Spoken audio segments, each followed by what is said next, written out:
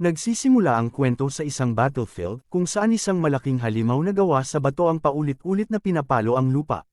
Isang lalaking may daladalang kalasag ang pilit na pinipigilan ito. Mukhang matindi ang laban, pero sa totoo lang, isa lang itong low-level dungeon na tinatawag na Margo. Tinamaan ng isang malakas na suntok sa mukha ang lalaking may kalasag. Mula sa likuran, may nagsabi sa kanya na tigilan na ang pagtanggap ng damage at matutong i-deflect ang mga atake. Samantala, may isa pang grupo na sumugod at sinabing oras na para umatake. Isa sa kanila ang tumaga sa halimaw, sabay-sabay umatake ang buong grupo at pinalibutan ang golem. Lalo lang itong nagalit, at bigla nitong inactivate ang isang pulang enerhiya. Binalaan ng lalaking may kalasag ang lahat na mag-ingat, pumasok na sa berserker mode ang halimaw. Sinabi niyang manatili silang malapit sa kanya. Nagsimulang mag-cast ng spells ang mga mage. Isa sa kanila, na may suot na kapa, ang sumigaw sa isang lalaki sa likuran na wala ng mana at kailangan ng tulong. Ang lalaking tinutukoy niya ay si Sano Haruto, isang lowest level hunter na may kakayahang magbigay ng mana sa iba parang si Estes lang. Sa una pa lang, halata na ang kakulangan ng kanyang kakayahan. Bukod sa mahina ang kanyang skill, kailangan pa niyang magsagawa ng isang uri ng ritual bago niya maipasa ang mana sa likod ng kanyang mga kasama. Muling umatake ang golem, pero sa pagkakataong ito, naibato ni Haruto ang mana sa kakampi niya, na agad nakapag-cast ng magic at tuluyang natapos ang laban sa halimaw. Kahit mababa ang antas ng dungeon, halatang pagod na pagod ang buong grupo. Lumapit ang isang lalaking mukhang utak muscle at sinabihan si Haruto na kahit papaano itumulong siya sa paglilinis ng dungeon, dahil halos wala naman siyang naitulong sa raid. Nagtaka ang iba kung bakit ang isang tulad ni Haruto na may attacking skill ay ginagamit lang bilang taga-suporta. Ang nakasuot ng orange ang nagsabing, technically, attacker naman siya. Isa lang talaga ang kakayahan ni Haruto, ang gumawa ng mana. Pero kahit papaano, halos walang hanggan ang kaya niyang i-regenerate. Sa totoo lang, kung iisipin, medyo broken ang skill na yun kahit mahina siya. Kaya naman, sa tingin ng iba, may potensyal pa rin siya. Pero agad din itong kinontra ng isang kasamahan, ipinaliwanag niyang sa mundong ito, pwedeng kumuha ng mana ang mga mage mula sa mga priest, kaya hindi na ganoon ka-espesyal ang kakayahan ni Haruto. Dagdag pa ng lalaking nakakap, kaya raw hanggang ngayon, kahit 5 taon na ang lumipas, hindi pa rin umaabot ng level 30 si Haruto. Habang minamartilyo ang isang bato gamit ang pickaxe, iniisip ni Haruto kung paanong sinasadya ng mga kasamahan niyang lakasan ang boses para marinig niya ang mga sinasabi nila. Pero kahit ano pang sabihin ng iba, hindi siya susuko. Pagkatapos nito, nag-cut ang eksena sa gusali ng Great Sage Guild. Nakapatong ang kamay ni Haruto sa mesa habang mariing itinatanong kung bakit bigla siyang ililipat sa production department. Kalma pero diretso ang sagot ng matandang lalaki, sa kasamaang palad, dapat maunawaan ni Sono na wala nang natitirang miyembro sa kumpanya na kayang makipagsabayan sa kanya sa mga raid. Hindi ka pwedeng maging professional na hunter sa level 29 kung ang tanging skill mo lang ay mana regeneration. Sumubok si Haruto na ipagtanggol ang sarili, sinabi niyang napakakapakipakinabang ng kanyang kakayahan. Halos walang limitasyon ng mana na kaya niyang ibigay. At isa pa, malapit na siyang umabot sa level 30, isang malaking bagay para sa kanya. Ngunit sinabi ni Gotcha na karamihan sa mga mage at healer ngayon ay may kanya-kanyang mana engraving skill na, kaya hindi na ganoon kahalaga ang ginagawa ni Haruto. Tinapos niya ang usapan sa pagsasabing, bakit mo iniisip na magbabago ang lahat kapag umabot ka ng level 30? Habang inaayos ang kanyang salamin, idinagdag niya na desisyon na iyon ang mas nakakataas, at mas mabuting tanggapin na lang ni Haruto ang nangyayari. Doon pa lang napagtanto ni Haruto kung tatanggihan niya ang alok, siguradong matatanggal siya sa guild. Maya-maya, habang nakaupo mag-isa sa isang bench, naalala niya ang huling sinabi ng matanda. Sa kasamaang palad, wala kaming nakikitang potensyal sa'yo. Tahimik lang siyang nakaupo, iniisip kung paanong nauwi sa kawalan ang lahat. Sa totoo lang, karamihan sa mga tao ang akala, ang kakayahan niya ay basta sumipsip ng mana at ipasa lang ito sa mga kakampi. Pero ang totoo, iba ito, kahit kailan, hindi niya sinabi ang buong kwento. Habang nakatitig siya sa isang pagkain na hawak niya, biglang lumitaw ang isang screen sa harap niya, tinatanong kung gusto niyang kopyahin ang item gamit ang Ctrl+C. Pinindot niya ang yes. Kumislap ang liwanag, at ayun, nadobol ang pagkain sa kamay niya. Tama ang narinig niyo, may kakayahan siyang mag-copy and paste. Una, kinokopya niya, pagkatapos, ipinapasa ang kopya. Parang computer Windows mismo ang sistema niya. Pero may kapalit. Kapag nawala sa kamay niya ang kinopyang bagay, kusa itong nawawala. Ibig sabihin, hindi siya pwedeng mag-duplicate ng overpowered gear at yumaman kagaya ni Elon Musk. Mas malala pa, para lang makopya ang simpleng dagger na ito, kailangan niyang umabot ng level 90. Kaya ang ginagawa niya sa ngayon, kinokopya niya ang sarili niyang mana. Hawak niya ang original, tapos ibinibigay ang kopya sa iba. Dahil hindi nawawala sa kanya ang original, hindi rin nauubos ang mana niya. Sinubukan na rin niyang kopyahin ang ibang skills noon, pero halos lahat ay may sobrang taas na requirement. Ang tanging hangad niya ay makakuha pa ng ilang level. Pag naabot niya yun, magbabago na ang lahat. Kapag nakopya na niya ang mga kagamitan, ibang usapan na talaga. Habang iniisip ito, napatingin siya sa balita sa cellphone niya. Isang article ang nagsasabing dumating na sa Japan ang Kalishia Dragon's Longsword, isang sobrang rare at labis na makapangyarihang item. Ang epekto nito, kapag ginamit mo, agad kang tataas ng 200 levels. Grabe, bulong niya sa sarili. Sa dami ng RPG na nilaro ko, ngayon lang ako nakakita ng ganito katindi. Pero may kondisyon, kailangan ay level 30 o pataas ka para magamit ito. Agad niyang inimagine ang sarili na may hawak ng espadang iyon. Kung makopya niya ito at manatili sa kanya ang duplicate, boom. Bigla siyang magiging level 230. Ang problema, kararating pa lang ng espada sa Japan, at sobrang baba ng durability nito. Ibig sabihin, ilang raid lang ang kaya nitong tiisin bago tuluyang masira. Kaya imbes na gamitin ito, ipapakita na lang ito bilang exhibit. At kung tutusin, ito na ang perpektong pagkakataon ni Haruto para kopyahin ang espada. Ang tanging kailangan niya ay makamit ang level 30 sa loob ng isang linggo.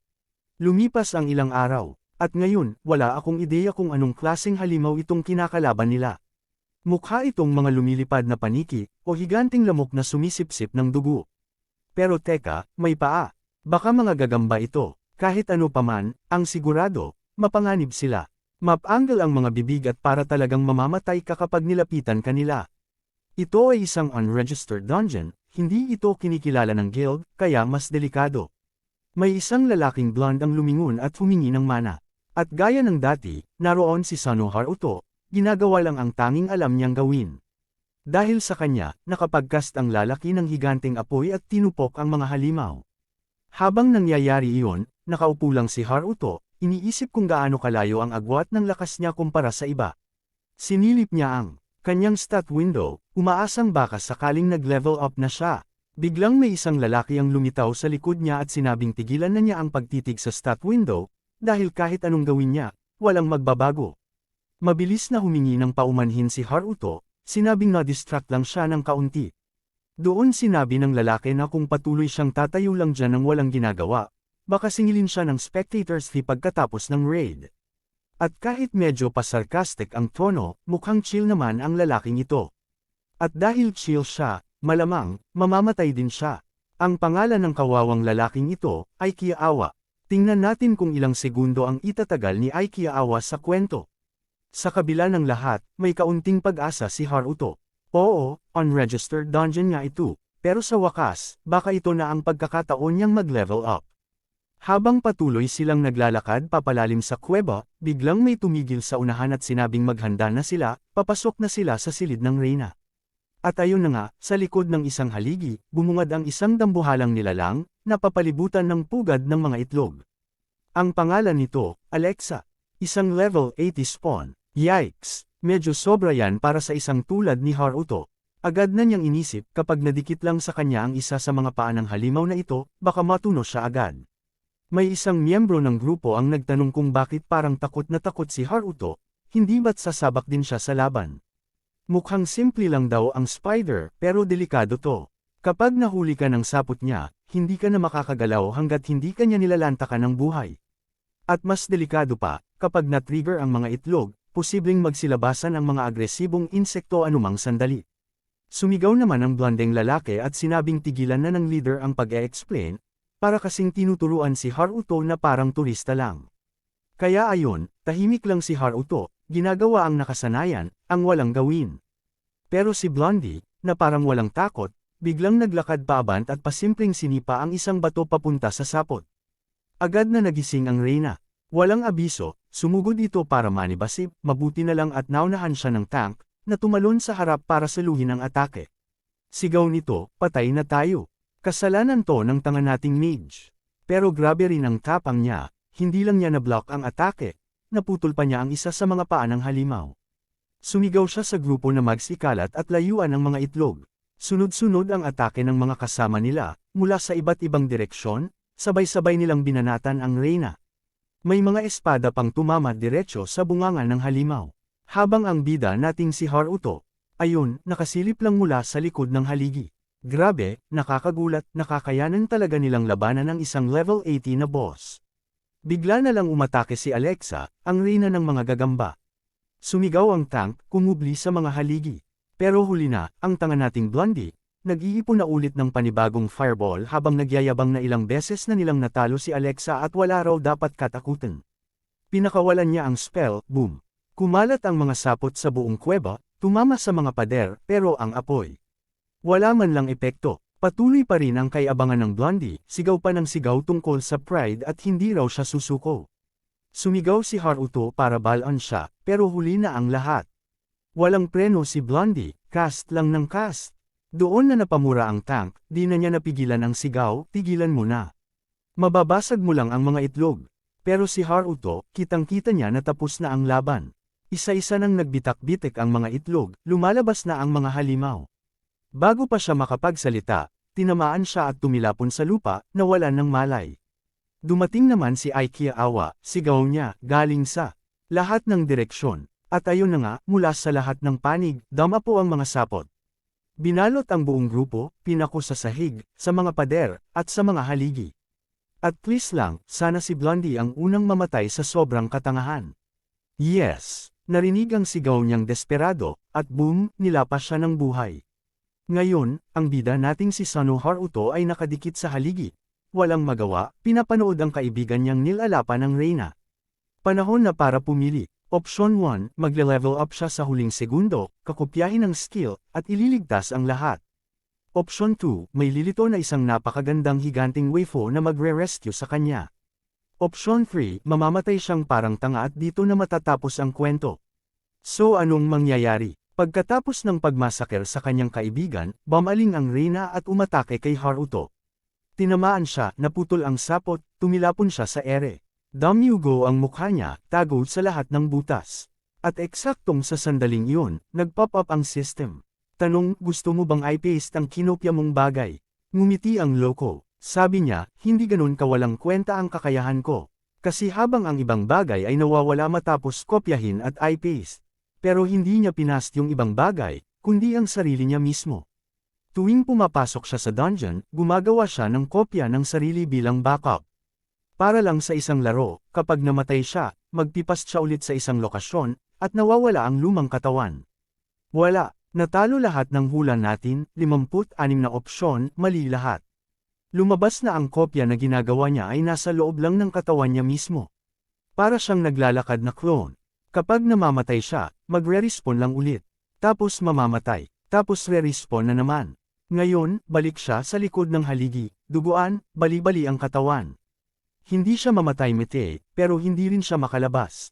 Napansin niyang isa pa sa mga kasamahan niya ang nakabitin pa rin sa sapot, ang leader ng grupo, yung alam na nating mamamatay, nakikiusap ng tulong. Pero alam ni Haruto na wala na siyang mail iligtas, pinupunit ng reyna ang lahat. Sa gitna ng kaguluhan, may naisip si Haruto. Galit na galit siya, isip niya, mamamatay na lang ba akong ganito, nang wala man lang maibigay na suntok. Saktong umatake ang boss, umatras siya at umatake sa binti nito. Sa unang pagkakataon, naitulak niya ang atake. May nakuha siyang karanasan, at ding. Umangat na ang kanyang level. Pero hindi pa siya nakangiti, biglang tinamaan siya ng malakas sa dibdib. Patay ulit, pero, gaya ng dati, nag-backup siya at bumalik sa mundo.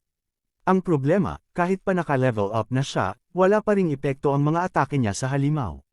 Pero may plano ang tusong si Haruto.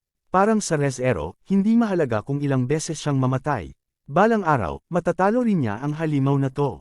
Umatake ulit ang reyna, sumugod si Haruto, bulong niya sa sarili, kayang-kaya yan. Dahan-dahan, mananalo rin ako. Lumipas ang 3 araw, walang tigil ang kamatayan. Sunod-sunod, Halos lahat ng armas ng mga kakampi niya, sira na. Pero si Haruto, malaki na ang inilakas. Samantala, ang Reyna, halatang halata, pagod na. Hindi na gumagaling ang katawan niya. Hindi niya naaabsorb ang pinsalang tinamo. Nagpakawala ulit ito ng mga sapot. Pero sa pagkakataong ito, nakaiwas na si Haruto. Sanay na siya sa bilis ng pag-atake. Muling umatake ang Reyna, pero tumalon siya, inakyat ang binti ng halimaw, at diretso siyang lumusab paakyat sa ulo nito habang sumisigaw, "Mamatay ka na." Ipinako niya ang espada diretso sa utak ng Reyna, na agad na bali na parang murang plastik. Binigwasan siya ng halimaw, tumilapon siya at bumagsak sa lupa, pero hindi pa tapos, sumigaw ito ng malakas, handang mangagad. Pero bago pa man makagat si Haruto, biglang may pumutok sa ulo ng halimaw. May mga bitik na lumabas. 0 na ang HP nito.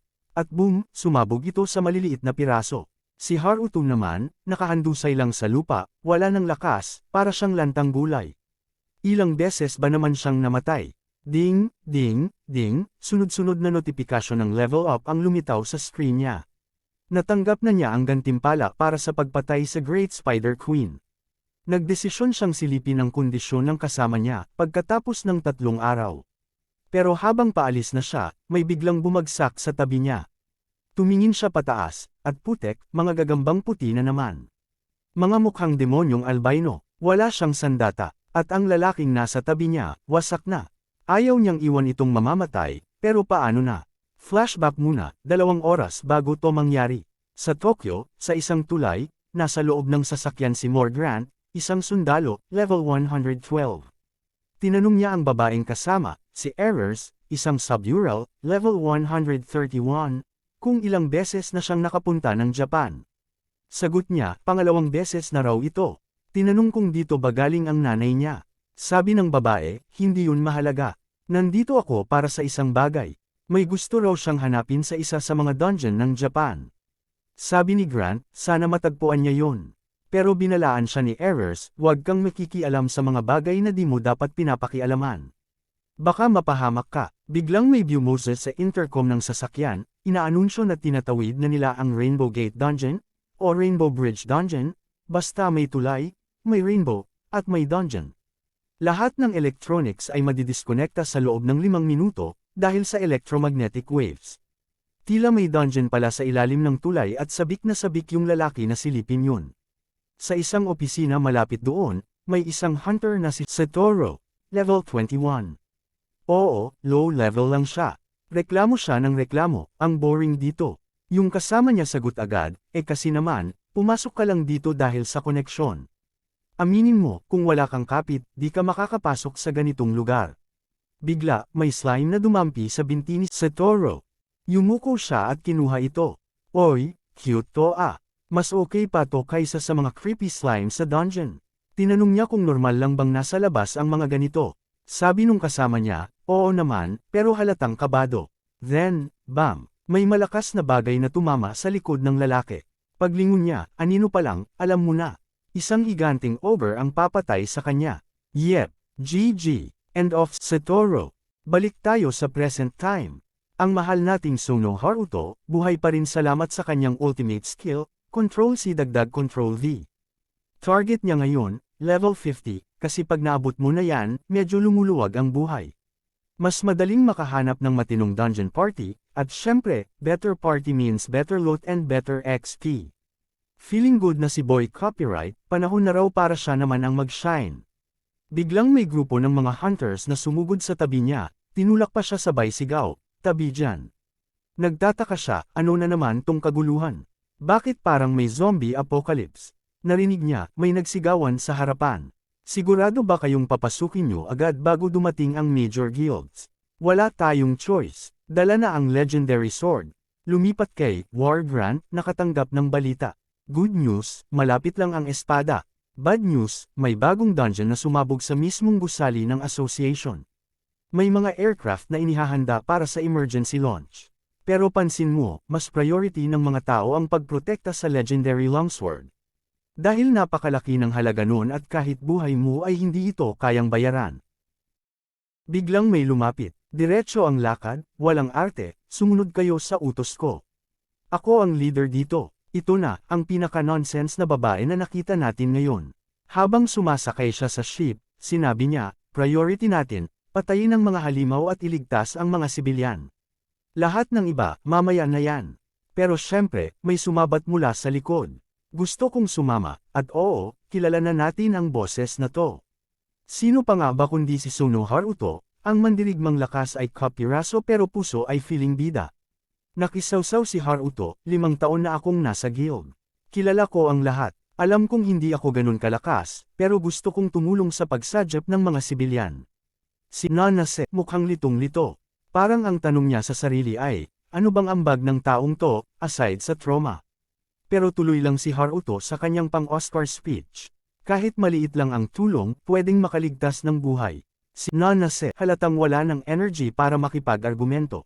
Buntong hininga lang at pinasakay na siya. Lumipat ang eksena, nasa loob na si Haruto. Habang nasa eroplano, casual lang si Nanase na nagsabing, narinig ko, niligtas mo raw yung isang junior sa pugad ng gagamba. Mukhang mabait ka. Ah, salamat, sagot ni Haruto, habang sa isip niya, niligtas ko lang yun kasi may makukuhang reward. Tulad ngayon, loot muna bago feelings. Sa loob ng ship, nagsimula ng magdiskusyon ang mga hunters. Di ba na-stabilize na tong Rainbow Bridge Dungeon 3 linggo pa lang nakakaraan? Bakit sumabog ulit? Sagot na Nanase, normal na yan. Kaya nga laging alerto. Trabaho natin to, siguruhin hindi na maulit ang sakuna nung 15 years ago. Flashback muna. Noon, sabay-sabay na sumabog ang mga dungeon gate sa buong mundo. Walang sapat na hunters. Yung mga halimaw, parang buffet, naglalakad sa kalsada, kung saan-saan. Dahil sa gulong yun, ang nanay ni Haruto, nadaganan ng kotse. Literal, parang tinapay sa ilalim ng truck. Ang sakit. Pero ayan na naman si Haruto. Ready na ba siyang harapin ang trauma at ang halimaw? Pero sa araw na yon, nakita niya ang isang uri ng transcendent being, parang mula sa ibang dimensyon. Doon niya nakuha ang kakayahan niya, o isang sumpa, mahirap sabihin. Ang tanging sinabi ng boses ay, 20 years. Hanggang ngayon, hindi niya alam kung ano ang ibig sabihin nun. Ito ba ay ang tagal ng kakayahan, ang kanyang buhay, o kung anuman? Pero alam niya na may marka siya sa leeg, at tumitik na ang oras. Sigurado siya na nagpakita lang ang entity dahil sa malaking sakuna. Kung totoo yun, may 5th taon na lang siya. 5 taon para maging pinakamalakas na hunter na kaya niya.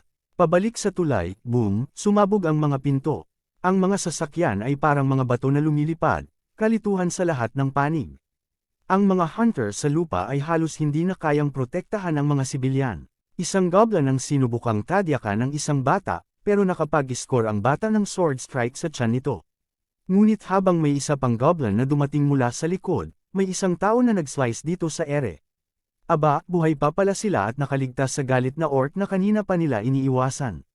Sabi ng isa sa kanila sa spoiled rich kid, next time, mag-focus ka na, hindi kita palaging masa-save. Nalaman nila na noong panahon na ang orc ay malapit ng mag-crush sa kanila.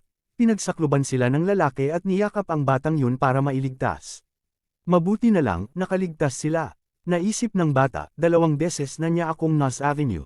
Tinanong ng bata kung may reinforcement pero sabi ng lalaki, may problema, pero darating din sila. Ngayon, ang pinakamagandang gawin ay tumawid ng tulay at magtulungan na lang.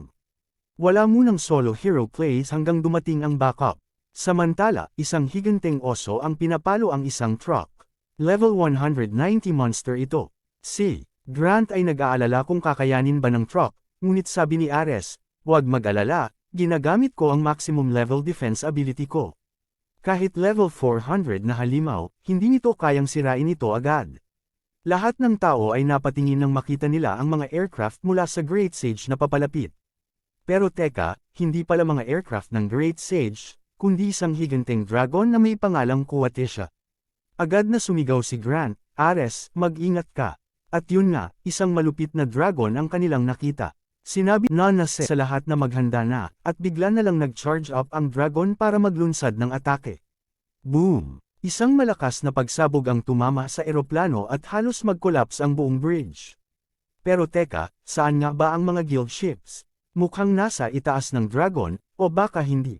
Sa totoo lang, ako rin nalilito. Nagpadala ang dragon ng isa pang fire breath, at sa pagkakataong ito, tumama ito sa eroplano. Total chaos na. Ang mga tao ay tumalon mula sa ere para lumaban, habang si Nanase ay nahulog na sa lupa. Isa sa mga opisyal ng association ang nagsabi na sila na ang bahala ngayon, at mukhang confident sila. Samantala, tinanong ni Nanis tungkol kay Soo Ha-jun, isang hunter na minsang tinatawag sa kanyang Korean o Japanese na pangalan. Nalilito din ako, kaya okay lang. Pero mukhang sigurado si Nanase na hindi mamamatay si Soo Ha-jun dito. Tapos, biglang nagcast si Nanase ng isang hellfire spell na parang tubig pero, ayun, tumama sa boss. Balik tayo kay Haruto, na habang ginagamit ang spiderweb skill para mag-swing sa isang lamppost, ay mukhang isang nerdy Spider-Man.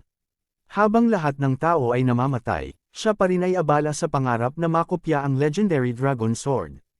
Habang ang mga association groups ay nagtutulungan sa pag-cross ng bridge, kinakabahan sila, kasi delikado para sa kanila. Walang gustong lumaban sa Kuwatisha, pero iyon na lang ang pinakamabilis na paraan para isara ang gate.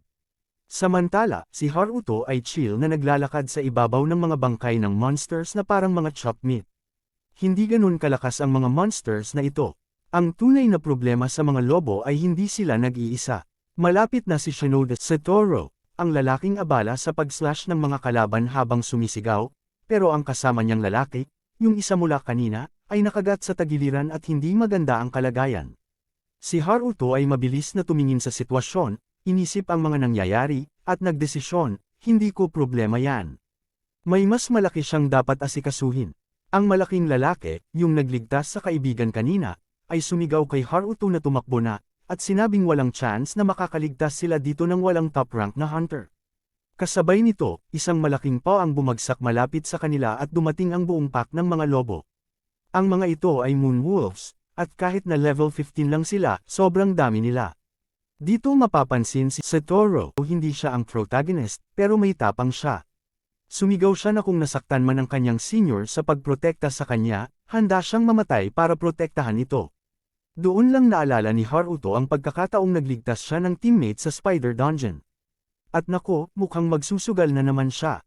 Isang lobo ang tumalon kay Satoru, at mukhang matutunto na siya, pero teka lang, iniisip ko na ililigtas siya ni Haruto, pero ang bata pala ang lumingon at pinugot ang ulo ng lobo. May isa pang lobo na tumatakbo mula sa likod, at muli, nakapagdepensa na naman ang bata. Mukhang ayaw talaga tulungan ni Haruto, ha? Nang sumunod na lobo ay tumalon at inaatake ang batok ng bata, saka palang dumating ang ating protagonist, at shoulder charge niya ang lobo sa ere. Haruto, baka naman magdala ng weapon next time. Tinanong niya ang bata kung okay lang ito, at sinagot ng bata na oo, pero sinabi na. Tignan ni Haruto ang paligid, oo nga, sobrang dami ng mga nilalang. Sinabi ng bata na kailangan magtago na sila, kahit na mga low-level monsters lang sila, hindi nila kayang labanan ang ganitong karaming halimaw. Pero si Haruto ay ngumisi at sabi, ito ang perfect na sitwasyon para sa akin. Yung bata, na sa totoo lang parang mas kapatid na maliit ni Haruto ngayon, ay mukhang confused na confused. Si Haruto ay kumuha ng isang bagay mula sa kanyang inventory at sinabi na medyo naiinis siya kasi hindi niya ito naibenta, pero excited siya kung paano ito makikipag-interact sa kanyang skill.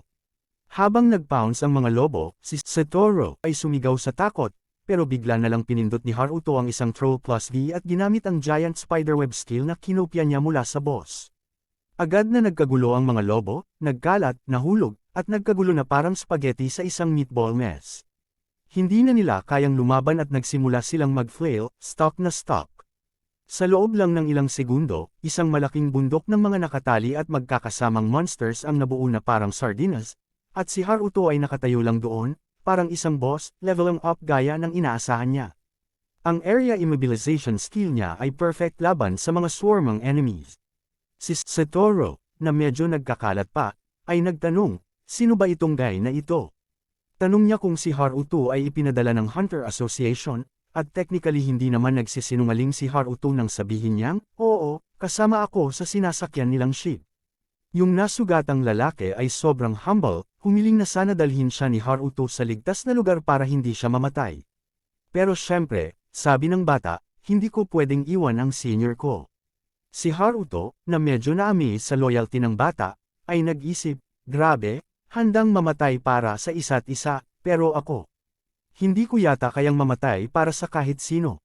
Habang nararamdaman na medyo napapamove siya, binuksan ni Haruto ang inventory niya, kinuha ang potion, at ibinigay ito sa dalawa. Hindi ito sapat para magpatuloy sa laban, pero at least hindi sila mamamatay. Tinitigan siya ng sugatang lalaki, "Dude, sobrang mahal ng potion na to." Si Haruto naman ay nagsabi lang, "Gusto ko lang makita kayong makalabas dito, dalhin mo yung senior mo." Si Satoru, na parang bumigani na kay Haruto, ay nagpasalamat at ipinakilala ang sarili bilang Shinoda Satoru. At okay, tandaan na lang, ang mga pangalan. Si Haruto, na hindi na masyadong interesado, ay nagsimulang maglakad palayo.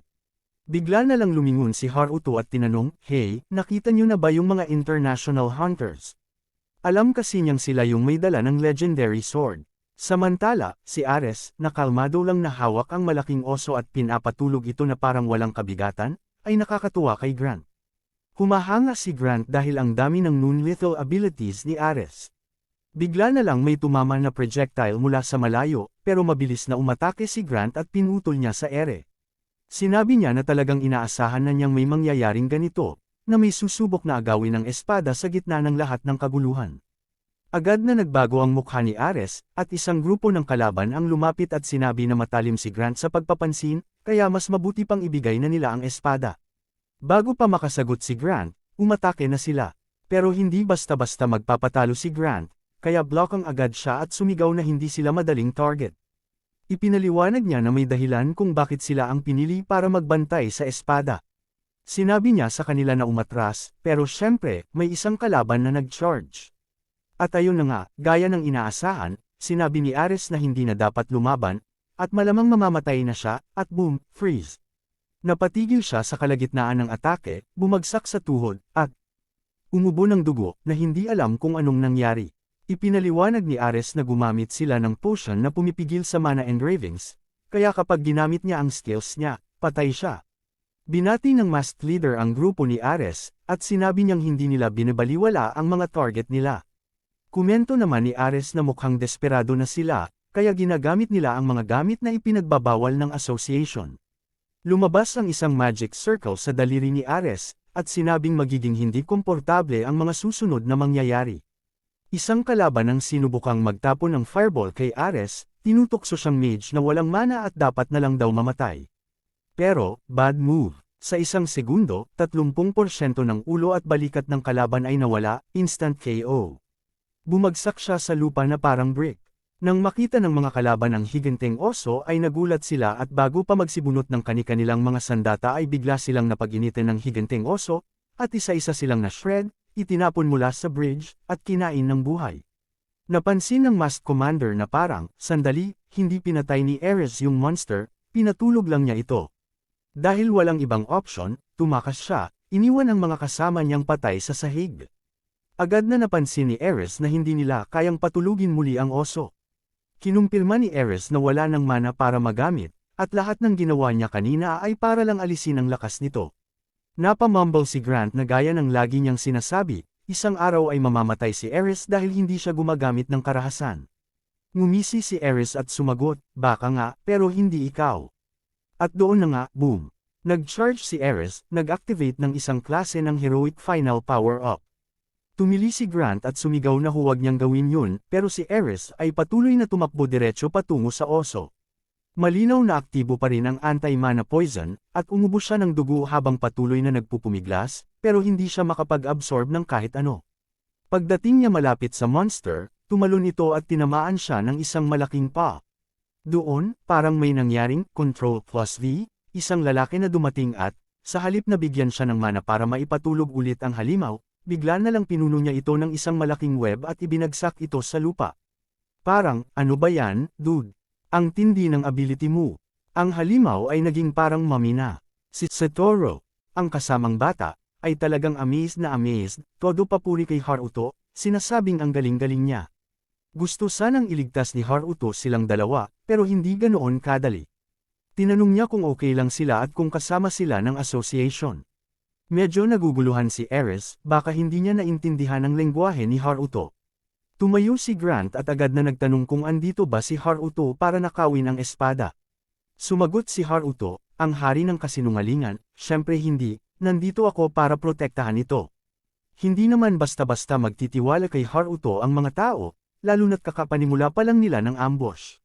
Habang tinitingnan ni Haruto ang sitwasyon, unti-unti niyang naintindihan ang nangyari sa mga sumubok kunin ang espada, at oo, kung makakalabas siya dito ng hindi nahahati-hati, swerte na lang.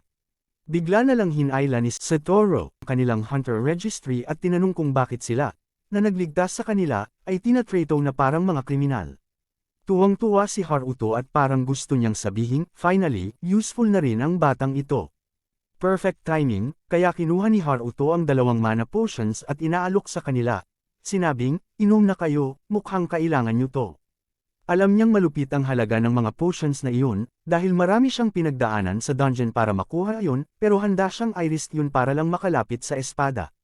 Nag-hesitate muna ang dalawa, pero kinuha rin nila ang mga potions. Samantalang si Ares, todo ang focus sa boss, habang ang mga association ships ay lumilipad sa ibabaw nila. Dumating na rin ang ibang guilds. May nagsabi na okay lang daw sila sa ngayon, pero ang bagong dating na grupo ang kailangang humarap sa boss. Habang tumatakbo si Nanase sa ibabaw ng monster, sinabi niyang malapit nang pumasok sa Phase 3 ang boss, at dahil dumarating na ang ibang guilds, ang priority ay mailikas ang lahat ng mga civilians. Bigla na lang may nagsalita, nagtatanong kung kailan siya makakagawa ng gusto niya. Isang tattooed guy na may suot na salamin ang tumawag kay Nani's, at sinabi, long time no see. Siya si Shirosaki Masado, level 503, Dark Mage. Oo, medyo over the top itong guy na ito. Si Nanase, na medyo innocent, ay nagtanong kung anong ginagawa niya dito, at nag-shrug lang siya at sinabing, hindi ba obvious? Pinakiusapan siya ni Nanase na huwag ituloy, pero huli na, isang malaking magic circle na ang lumitaw sa ilalim niya. Habang bumubuo ito, patuloy pa rin si Nanase sa pagpapaalala na kung hindi gumana ang spell sa boss, magiging mas malala pa ang lahat.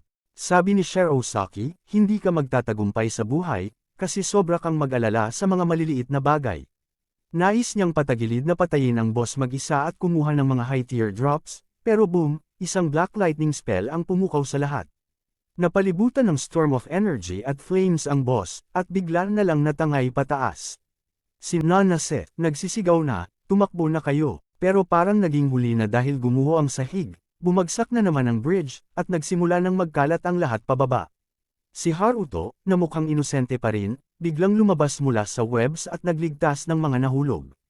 At hindi lang yun, nakatakas pa siya mula sa pinakamalupit na boss na nakaharap siya, na halos tinusok siya ng malalaking pangil. Dumating si Shirosaki at sinabi na, para sa isang low-level hunter, medyo marami kang nagawa. Nang makita ni Haruto ang emblem sa dibdib ni Shirosaki, agad niyang naisip na, galing siya sa Future Guild, isa sa top 3 sa bansa. May bola ang lalaking to. Tinanong niya pa si Shirosaki kung bakit hindi ito tumutulong mag-evacuate ng mga civilians, at iniisip ni Haruto na baka siya pa ang mapahiya. Pero hindi, sagot ni Shirosaki, na-evacuate na ang mga civilians. Nilapitan ni Shirosaki ang spiderweb at namangha siya. Hindi ko inasahan magagamit to ng ganito, sabi niya. Kalaunan, nawala ang lahat ng webs ni Haruto, at ang bear boss ay nawasak, hindi makapaniwala si Haruto sa nangyari, bagamat natutuwa naman siya sa mga naririnig na level up sounds.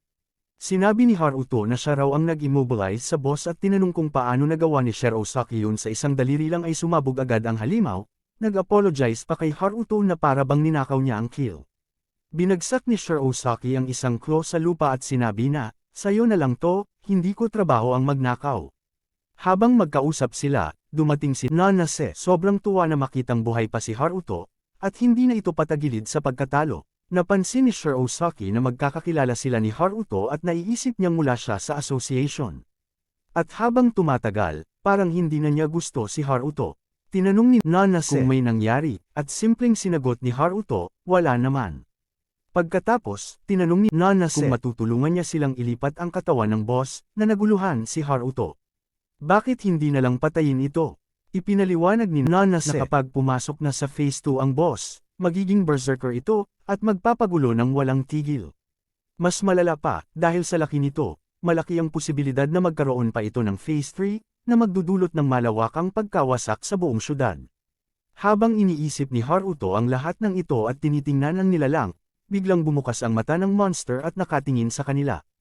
Natakot si Nanase pero si Shirosaki naman, masaya, dahil feeling niya, makakakuha siya ng mas magandang reward. Nag-turn si Nanase at sinabi niyang naniniwala siyang makakaligtas si Haruto, pero sabi ni Shirosaki, walang paraan, patay na iyang batang yan. Tumutok ka sa boss. Sabay nilang nilapitan ng boss, habang si Nanase ay sumigaw kay Haruto na tumakbo na. Ngunit kinuha ni Haruto ang isang horn mula sa lupa at sinabi, hindi ko sana plano gawin to, pero parang kailangan ko nang patumbahin si Kyusha bago pa man gawin ng dalawang yan. Aba, bigla siyang naging matapang. Si Setoru, laging hype man, nagtanong, bakit ka bumalik? Habang si Ares ay nakatingin sa webs, sinabi ni Haruto na may pabor siyang hihilingin. Kinumpirma niya na malala na ang sitwasyon, at papasok na si Kyusha sa Phase 3. Kapag nangyari yun, maglalabas ito ng isang atake kay Ares na pwedeng magdulot ng pagkawasak ng lahat. Kung mangyari yun, hindi lang maraming tao ang mamatay, kundi mawawala na rin ang espada. Kaya't kailangan niyang gamitin ang espada para patumbahin ang boss at pigilan ang lahat ng yun. Nangako siyang ibabalik ito agad matapos gamitin, syempre, pagkatapos niyang kopyahin ito. Sinubukan niyang ipaliwanag ito ng maraming beses, pero sabi ni Ares, impossibly, dahil kailangan ng sobrang mana para mabuksan ang truck. Napansin ni Grant na hindi sinabi ni Ares na hindi pwede, kundi sinabi niyang, impossibly, dahil wala silang mana. At kung may isang bagay na kayang gawin ni Haruto, iyon ay mag-supply ng mana. Agad siyang nagpasimula ng pagbibigay ng mana kay Ares, at siya'y naging flustered, na nagsabi, ano to? Parang may nararamdaman akong pumapasok sakin. Hey, girl, wag mong gawing weird. Pagkasabi ni Haruto niyan, nabuksan ng madali ang seal ng truck. Tumalon siya papasok at nagsabi, salamat. At nangangako na tutulungan niyang matapos ang usapan. Naiintindihan ni Grant na medyo kinakabahan siya, dahil may dalawang posibilidad, pwedeng nakawin ni Haruto ang espada o mamatay siya habang hawak ito. Pareho namang masama ang mangyari. Ngunit naniwala si Ares kay Haruto, lalo na't na-control niya ang bear nang hindi ito pinatay. Pero si Grant, sabi niya, hindi pa sapat ang dahilan na iyon para pagkatiwalaan siya. Binuksan ni Haruto ang pinto ng truck at papasok na para kunin ang legendary sword. Pero biglang, bam, may isa sa mga magnanakaw na dumating sa likod niya at tinaga siya sa tiyan. Habang ang dalawang teammates niya ay nakatingin lang mula sa itaas, habang ang dalawang level 100 pataas ay hindi gumagalaw na parang NPC. Bumagsak si Haruto sa truck na parang basurang tinanggi. Binuksan ng magnanakaw ang kahon at tumawa ng malakas. Sabay sabi na sa wakas, nakuha na niya ang espada. Pero habang nawawala ang malay ni Haruto, na-deactivate ang web ability niya at bumangga ang truck sa bridge, tumilapon ito pababa sa ilog. Biglang nag-activate ang Control plus V at muling lumitaw si Haruto sa likod ng magnanakaw. Walang salita, tinaga niya ito. Sa balikat, at ang magnanakaw ay bumagsak na parang sakong basura. Sa wakas, hawak na ni Haruto ang espada. Ang una niyang ginawa, siyempre, ay subukang kopyahin ito, pero nag-pop up ang system message. Error, user level too low to copy this item.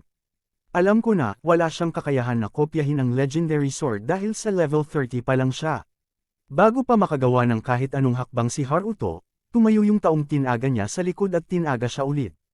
Seriously, may Troll plus C at Troll plus V ba tong taong to? Nagre-regenerate siya na parang baliw. Kinuha ulit ng magnanakaw ang espada at mukhang gagamitin na ito para tapusin si Haruto. Habang nakakaramdam ng matinding sakit si Haruto, nag-isip siya kung buhay pa ba ang Troll plus V niya. Tapos lumabas ang system message, skill engravings has been copied. Nakopya niya ang skill ng legendary sword na may 35% boost sa defense, life steal, at may berserker mode pa. Dahil ang HP ni Haruto ay 25% na lang, automatikong inactivate ng system ang berserker mode. Habang nasa ibabaw ng tulay, si Kyusha ay nag-charge ng isang mega attack. Struggling si Shirosaki at Nanase, hindi nila kayang pigilan ito. Bigla, may isang bagay na lumipad mula sa gitna ng tulay at bago pa makumplito ng dragon ang atake, nahati ito. Wala akong masabi, si Haruto ngayon. Sinabi ng system, Kyusha defeated, dungeon cleared.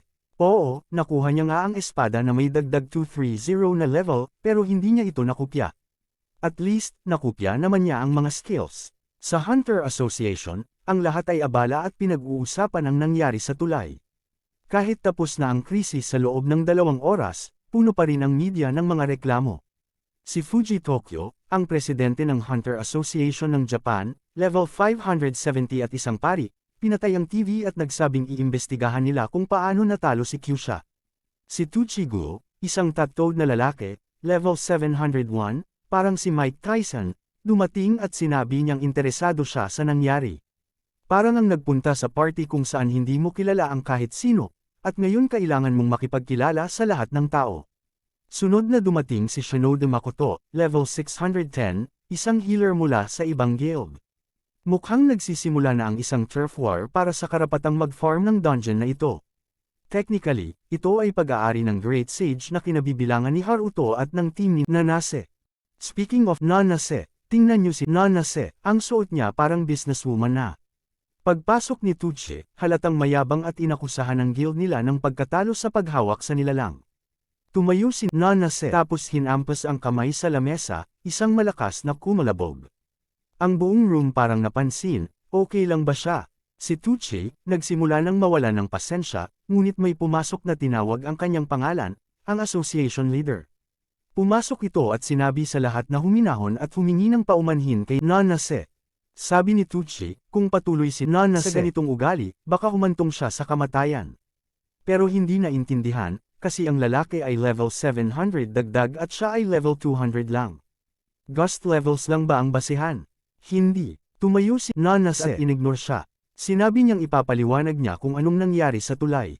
Present din si Shirosaki kaya considered siyang witness. Pero ang sabi niya, oo, nandun ako, pero wala akong masyadong nakita. Konti lang reward na lumabas, kaya hindi ako sure kung legit yung kill. Trying to be diplomatic ang leader, sabi pa nga niya baka yung presence ni Shirosaki ang dahilan kung bakit nabawasan ang pinsala. Kunyari pa clap-clap ng kaunti, pero si Shirosaki halos umusok ang ulo, kitang-kita mong may nawawalang piraso sa kwento niya at sobrang galit niya. Sumpa pa siya na maghihiganti kay Nanase sa kahihiyang ito, at syempre, gusto niyang bumawi sa kung sino mang nagnakaw ng Kyusha. Kill niya, si Haruto, walang kamalay-malay kung bakit galit na galit ang mama. Pero si Nanase, kalmado, nagsabing iimbestigahan niya mismo ang lahat ng nangyari sa dungeon. Isa-isang guild ang kukwestiyonin niya, lalo na yung mga hindi agad nagpadala ng tulong. Tapos, lumakad siya paalis, boss move. Habang lahat tahimik, biglang dumating sina Grant at Ares, may bagong info raw tungkol sa nangyari. Sabi ni Greg, sa gitna ng kaguluhan, nanakaw ang legendary sword. At dahil dyan, kailangan nila ng full cooperation. Binigay niya ang isang folder, official request mula sa International Association. Si Takuchi, as usual, skeptical. Teka, kayo rin ang nag-unseal ng sword di ba?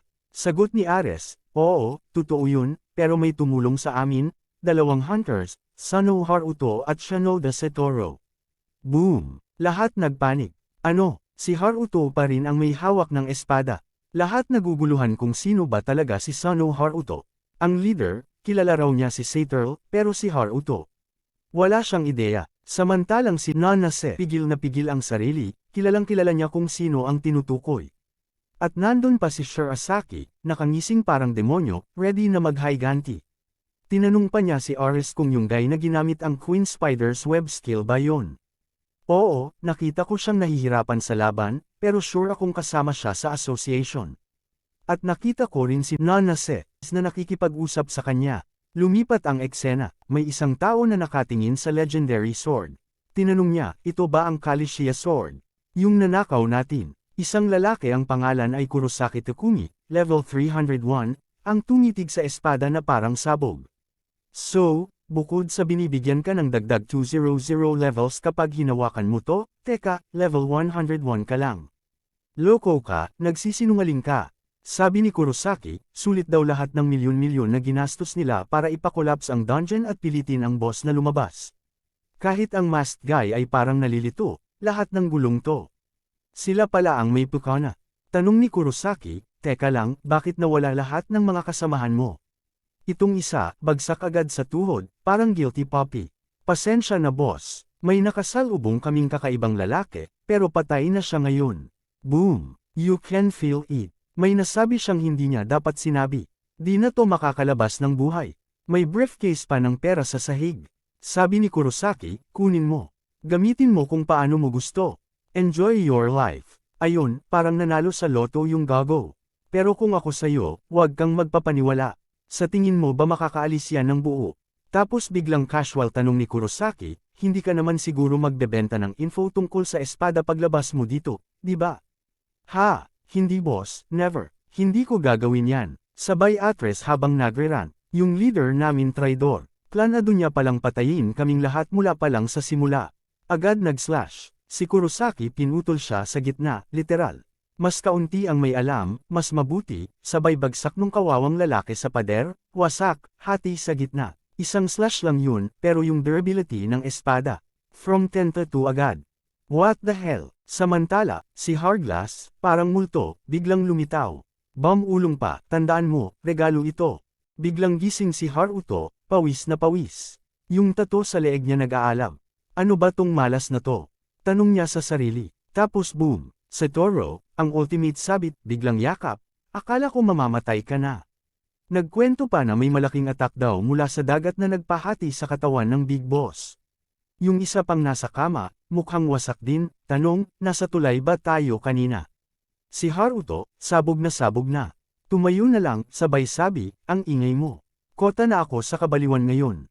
Umalis para magpahinga, pero yung lalaki sa kama, napatingin kay Haruto. Sabi niya, alam mo, kahit ganyan yan, gusto lang talaga niyang tumulong. Turns out, si Satoru ang sumagip kay Haruto bago dumating si Nananis.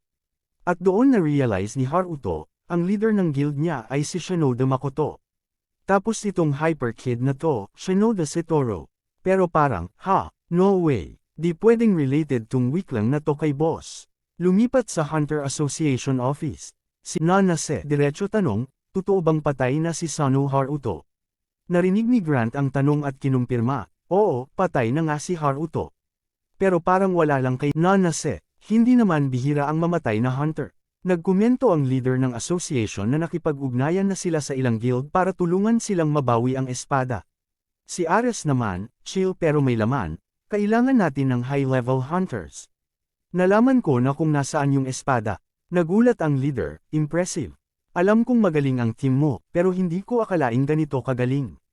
Paliwanag ni Ares, yung espada may unique energy signature. Kaya kung sundan yun, sabat ni Nanase, bago pa nangyari lahat ng to, wala naman talagang intel tungkol sa espadang yun. Kaya obvious kapag may nagnakaw. Kaya hayaan na natin si Sano na gamitin yun. Biglang singit si Ares, seryoso ang mukha, yung espada, 10 durability lang meron yan. Kung masira na iyon, mawawala siya. Kasama na rin ang huling lead ko sa nawawala kong nanay, 15 taon na siyang nawawala. Tahimik saglit ang lahat, medyo shock pa si Nanase, pero binunot niya ang isang file. Hindi lang ikaw ang may ginagalugad na past, sabi niya. Alam ko kung bakit hindi mo binibitawan yang espada. Pag-asa mo lang yan para hanapin ang nanay mo. Tumayo bigla si Ares, akala mo magwawala. Pero hindi, tumingin lang siya kay Nanis at sinabi, tulungan mo ako. Hindi tayo pwedeng pumayag na mawala ang espadang yun. Lumipat sa hallway, si Boss Babe Nanase naglalakad sa koridor, seryosong nag-iisip. May tinatago talaga sina Ares at Grant, ramdam niya. At tungkol kay Haruto, parang may mali. Hindi siya yung tipo ng hunter na basta na lang mamamatay. Hindi swak sa karakter. Biglang sumulpot si Shinoda. Bakit ang sanggit mo? Ano bang ginagawa mo rito? Balik ni Nanase, sagot ni Shinoda, panahon nang bumalik ka sa Sage Guild. This guy. Mukhang siya ang guildmaster. At oo, malamang may koneksyon sa batang si Satoru. After all, siya si Shinoda Makoto, same apelido. Sagot ni Nanase, matatag, padami na ng padami ang dungeons. Nauubos na ang mga hunter natin. Samantalang yung ibang guilds, ginagawang kumpanya ang mga sarili. Kita mo naman nung sa tulay, walang tumulong agad. Kaya hindi ako babalik. Marami pa akong kailangang ayusin sa association. Saglit na tahimik. Tapos sinabi niya, at higit sa lahat, ang dami pang tanong na hindi nasasagot dito papa. Teka, ano raw? Tatay ni Nanase, si Makoto, at si Satoru, kapatid niya. Buong pamilya pala to. Kulang na lang manugang, at alam natin kung sino ang kandidato dyan. Tawa lang si Makoto, huwag mong seryosohin masyado. Pero payo niya, bisitahin mo muna ang ospital bago ka bumalik. Lumipat sa hospital. Boom! Si Haruto, lodi nating mabilis mag-level up. Level 76 na siya. Hari ng EXP farming. Medyo disappointed siya dahil di niya nakupya yung espada mismo, pero sulit na rin, lalo na dahil sa bagong skill, Berserker Mode. Yun ang literal na nagligtas sa kanya. Aside from the temporary dagdag 200 levels from the sword, itong Berserker mode dinobli ang stats niya. Kaya naman kinaya niyang hiwain yung level 400 na monster. At dahil dyan, may bagong reward, na-absorb ni Haruto ang shockwave ni Quisha. Ngayon meron na siyang bagong evolved skill, Resonant Frequency. Di pa yan tapos. Level up na rin ang spiderweb skill niya, level 2 na. Kaya na niyang pagsabay-sabayin ng shockwave, lifesteal, at web control in one go. Diyos ng combo attacks. Akyat si Boy Kopya sa elevator, chill, mayabang, self-aware. Nakaka-feel siya ng power stackang. Status window time. Editor, ilabas mo na yan, bilasan mo bago ko ikaw ang i-combo attack ko. Oh yes, confirm, level 76 dagdag 200. Certified Elite level 276 Hunter si Haruto. Kaya lakad siya na parang boss, chest out, may pa-slow-mo music pa. Biglang may sigaw sa lobby ng ospital, isang boses na pamilyar, si Nanase. Grabe yung sermon niya, may sinisigawan dahil hindi nag-evacuate kahit na-warn na niya. Si Haruto napayuko agad, ha? Bakit andito si Scary Lady? Si Satoru pala yung kinakalbo. Tinawag pa siyang, Oni-chan. Oh, ate, aba, ang kapal. Sinisi pa si Nanase na hindi raw tinapos ang halimaw ng maayos. Doon lang nag-click lahat kay Haruto. Wait, Nanase Shinoda, Satoru Shinoda, Makoto Shinoda, lahat sila Shinoda. Kaya pala sobrang invested si Makoto, kaya pala si Nanase walang sinayang na segundo ay knockout si Satoru. Family business pala ang hunter life nila.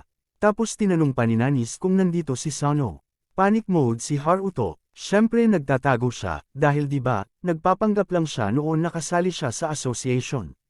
Pagdating niya doon, wala namang may kilala sa kanya, isang no-name lang mula sa guild ni Nanase, ang tingin pa weakling. Nagpaplano na sanang dumulas palabas si Haruto, pero bam, nabunggo niya si Grant. Aba, buhay ka pa pala. Ay di na, patay, si Grant pa talaga. Tinawag pa siyang, sword thief. Perfect timing para mamatay. Hinablot siya sa kwelyo, binangga sa pader. Teka bro, relax, may espada ba akong dala ngayon? Pero hindi na nagpapigil si Grant, nakuha na niya ang buong picture sa utak niya. Anong dahilan at nagkunwari kang miyembro ng association, ha? Tangkang magpaliwanag si Haruto pero pinutol na siya agad ni Grant. Kasabwat ka ng mga magnanakaw, di ba? Boom! Sa sandaling iyon, alam na ni Haruto, walang point makipag-usap, laban na to. Grant nagsummon ng espada mula sa portal, ready to finish him off. Pero sakto dumating si Ares, huwag kang gagamit ng ganyang atake dito. Pero galit na galit si Grant, hindi ako titigil hanggat hindi siya patay. Naku po, Haruto, lagot ka na. Pero teka, resonant frequency, on. Boom! Wasak agad ang espada ni Grant. As in basag na bote parang pinukpok ng martilyo. Narinig ni Nanase at Satoru ang ingay, nagulantang sila. Si Nanase lalo na, ha? Si Haruto, may kakayahan ni Quisha. Lumipat ang eksena, biglang ibang vibe, parang K-pop concert.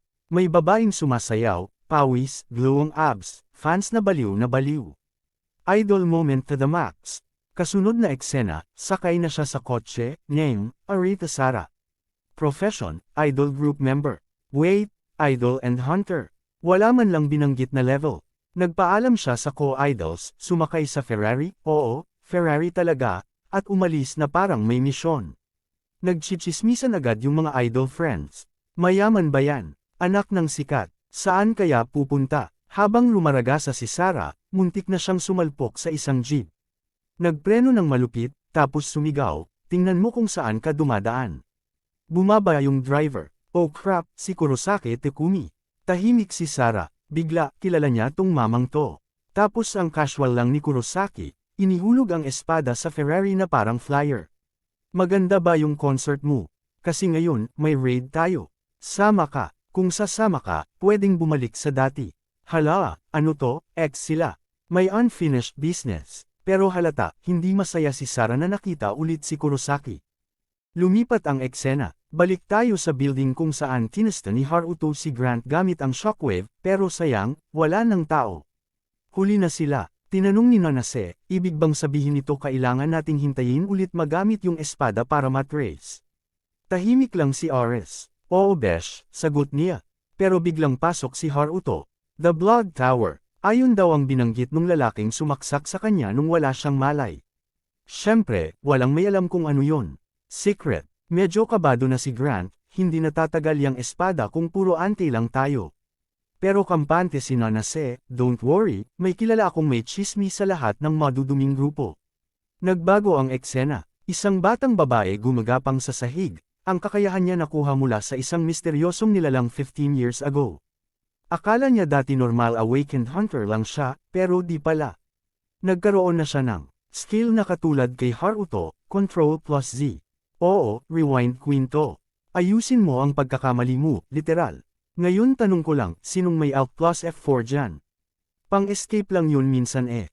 Unang ginawa ng bata, nag-hoard ng lumang gamit, binili lahat ng sirang junk, ni-restore, tapos ibinenta. Hindi man healing skill, kumikita pa rin siya sa fix and flip. So gets na, hindi ito hilang sa normal na sense. Binabalik lang niya yung mga bagay o tao sa previous state. Pero teka, may limit ba to? Anong nangyayari kapag ginamit? Lumalabas, ginagamit lang niya ang skill para kumita kasi nasa ospital ang mga magulang niya, critical condition. Sinubukan niyang i-restore sila sa original na state pero kulang ang mana niya. Ang kaya lang niyang gawin ay magpagaling ng minor injuries. Kaya naman sumabak siya sa dungeons bilang porter. Habang tumutulong, nagpapanggap na rin siyang healer. Pero alam niyo naman, pag hindi tunay na hunter ang galing mo, mas delikado sa dungeon life. Nilapitan niya si Discount Gojo para makahingi ng kaunting mana. Pero ang reply, bakit ka ba laging palimus? Obvious na, mag-isa kang batang babae sa dungeon. Laging may mga many-okis na nagpapanggap na helpful. Ang hindi nila alam, na sliced in half sila, instantly. At may biglang lumapit, well, that's interesting. At sino to? Si Kurosaki Takumi aka The Snake. Siya nga, idol girl pala talaga si Sarah. Si Arita Sarah, chill lang si Kurosaki, parang Santa Claus, tinatapon-tapon yung gift sa bahay niya. Tapos tanong niya, oh, nasaan na yung pera? Nagsimula si Sarah ng classic self-depressing moment. Sobrang jologs ng lugar ko. Girl, may bundok ng champagne ka sa likod mo habang nagsusushi mula sa food delivery app. Relatable pa rin though, ako rin broke pero nagfa-fantasize ng ganyan. Ang weird mo, idol ka pero takeout ng pagkain 3 times a day. Pero sagot din niya agad. Kakain siya ng gusto niya. Pagtunga ba, Control plus Z, balik sexy agad, shit code queen. Akala mo ganto na talaga siya ever since. No, isang araw may namatay na tao sa harap niya, at anong ginawa niya? Ninakaw ang shield at ibinenta. Kaya kumbinsido si Kurosaki, magkapareho lang sila, pero kita mo sa mukha ni Sarah, ayaw niya ng vibe nitong lalaki. Sinabi niyang wala siyang pake sa mission na to, gusto lang niyang malaman. Bakit kailangan pa sa dungeon? Dati dinadala mo na lang sakin yung mana. Doon na lumabas si Kalishia Sword. Sabi ni Kurosaki, kailangan niyang I-control plus Z yung espada. Pero grabe ang mana cost noon. Sabi niya, don't worry, this is your last dungeon. Naghinala si Sarah, ano to, may infinite mana generator ka na ba? No, sagot niya, pero mataas ang chance na may lumitaw. At ayun, niyaya siya, one last time. Pero ang dating, parang paparepair niya yung espada kay Sarah hanggang mamatay. Lipat, sa Future Guild, Haruto at Nanase, bagong setting. Sabi ni Haruto, weird, parang mas alam pa ng mga taong to kaysa sa mga top guilds. Sagot ni Nanase, pagdating sa dungeons at kung paano ito tapusin. Walang mas may alam kaysa sa lalaking yun. Pasok tayo sa meeting room. And boom, it's Shirosaki Masado. Scarface glasses smug guy. Topic, Rumord Infinite Mana Generator. Sa mundong to, parang casual lang ang infinite mana. Ayan, yung lumang cheat code. Nakita ko na yan dati. Ayon kay Nanase, minsan lumalabas ang item na yan sa reward ng Golem Snow Mountain Dungeon. Pero matindi ang boss dun, halimaw sa difficulty. Sabi ni Shirosaki, kaya nga buong team na ang pinapadala para mag-gather ng info. Habang nagsisearch sila, nalaman nila ang tungkol sa isang grupo Blood Tower. Wala raw siyang alam sa kanila dati. At kung tinignan mo, parang normal na team lang, pero ang mga gawain nila ay, pumatay, magnakaw, assassinate, lahat ng marumi, ginagawa nila. Para kay Haruto, ano ngayon kung may infinite mana item? Hindi ko naman kailangan yun. Pero ang tanong niya, anong connect nito sa espada? Bakit gusto rin nila ng golem? Theory niya, Baka gusto ng Blood Tower gamitin ang espada para patayin ang dungeon boss. Pero ang issue, low durability ang espada, at feeling niya, mas valuable pa rin ang sword kesa sa mana item. Sunod na tanong, ano ba talaga ang plano ng Blood Tower?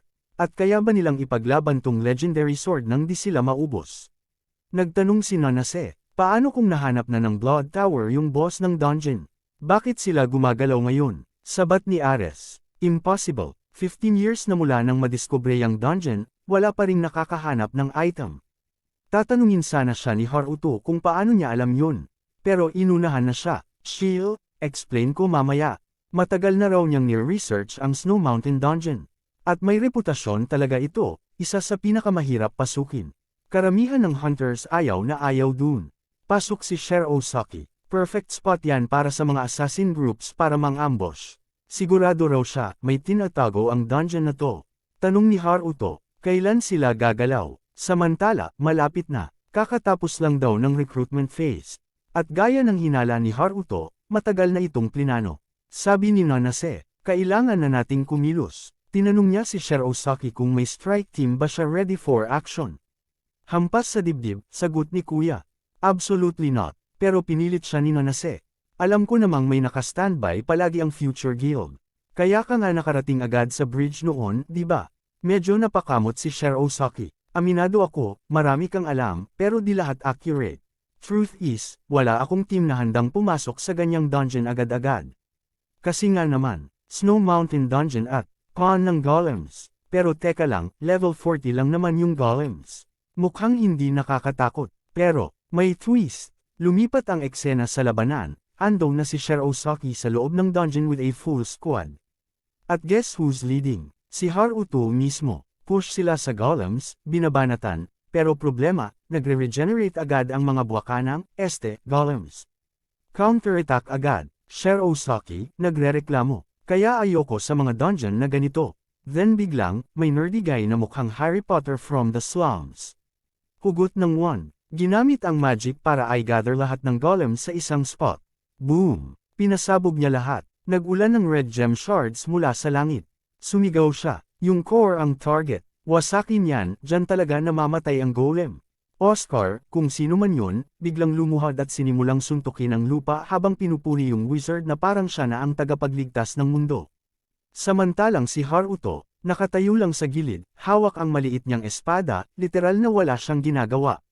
Bago pa yun, ipinaliwanag ni Ares na kapag nasa loob ka na ng dungeon, kailangan mong pumatay ng maraming golem hanggat maaari, yun ang requirement para lumabas ang mini-boss. Napag-alaman niyang ang ganitong uri ng dungeon ay tinatawag na induction dungeon. Si Haruto, walang idea kung ano yun. Pumasok si Kurosaki, syempre may reklamo agad. Ayaw raw niya sa ganitong klaseng dungeon. Sa madaling salita, para itong dungeon sa loob ng dungeon. Sa normal na hunt, pwede mong i-skip ang mga weak na part at dumiretso sa boss para tipid sa oras. Pero sa induction dungeons, kailangan mong tapusin bawat section para ma-unlock ang susunod. At kapag nagkamali ka ng isa, goodbye na agad sa buong run. Dagdag pa niya, 15 years ago may isang tao raw na sumable at nagdulot ng rupture sa dungeon na to. Simula noon, wala nang may alam kung anong klaseng sikreto ang meron dito.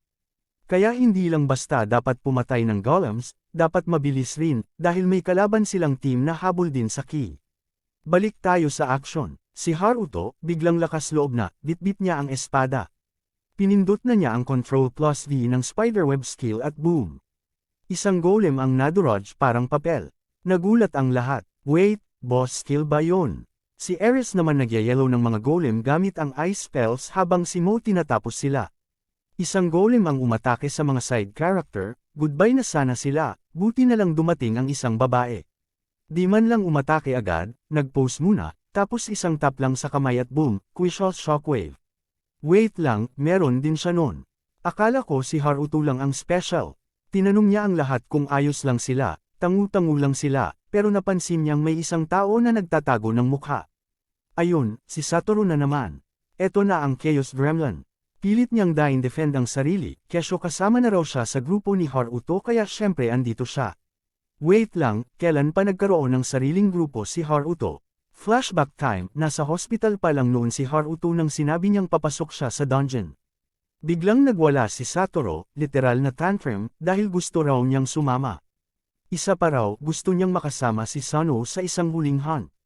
Hindi raw niya papayagan na mag-isa si Haruto. Nang pumayag si Haruto, parang anime boy na naliwanagan si Satoru. Pero may kondisyon, kung gusto niyang sumama, kailangan officially part siya ng team ni Haruto. Balik sa dungeon, si Nanase, hindi na alam ang iniisip ni Haruto. Kaya si Satoru mismo ang humarap sa kanya. Respeto naman kay Senpai Haruto, sabi niya. Diretso sa mukha niya, sinabi niya, ako mismo ang nakakita sa pumatay kay Kuisha, wala nang iba kundi si Sano Haruto. Kaya i-like mo na Lodi ang video na ito at huwag kalimutang mag-subscribe para update ka sa bagong video. Maraming salamat sa iyo kita kits.